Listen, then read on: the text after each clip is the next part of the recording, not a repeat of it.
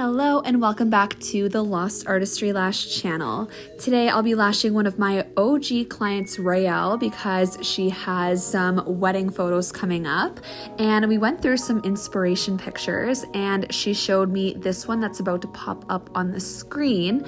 But she said that last time she got this set, when the spikes fell out, she was left with the short lashes along the base. Therefore, the set didn't maintain its shape for very long. So her request this time was to have a set that will look good even as the lashes begin to shed, and a set that's going to look good in photos, of course. So my plan going into the set today is to add in multiple different lengths in each section. This is called feathering, and I'm going to use a mix of wet lashes and semi-open fans and feather those along all of the layers as well, so that way when they begin to shed, both eyes will look balanced and there won't be areas where there are spikes versus not any spikes. So the set will look balanced from inner to outer corner and between both eyes. So here I'm just weaving out my top layer, and the lengths I'll be using will be 7 to 13 millimeters, all CC curl, and the majority of this layer will be wet lashes, but I will add in some semi-open fans as well. And I'll be using all 0.03 because Raelle does have weaker natural lashes,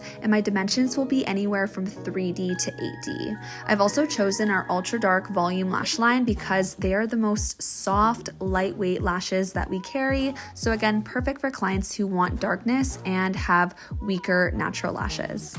Here is most of the top layer all complete. I'm going to fill in the other lashes as I work through the middle layer, but I'm going to go ahead and get to work on that bottom layer because it is so important that we get full coverage from inner to outer corner, because this is the layer that your client sees with the eyes open. So if any lashes are missed, it will be noticeable to them, especially clients with blonde lashes. So now we're just popping them on. Again, I'm using a mix of 3 different lengths in each section and using wet lashes and semi-open fans.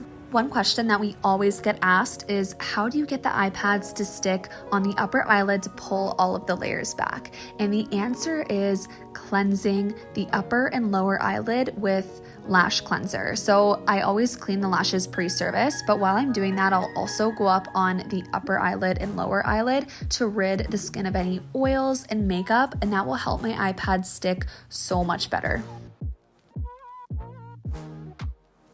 Take a look at how my isolation tweezers are resting. You can see that they're tilted on an angle so that I can isolate that natural lash and see what I'm doing. You don't always have to have your isolation tweezers sitting straight on.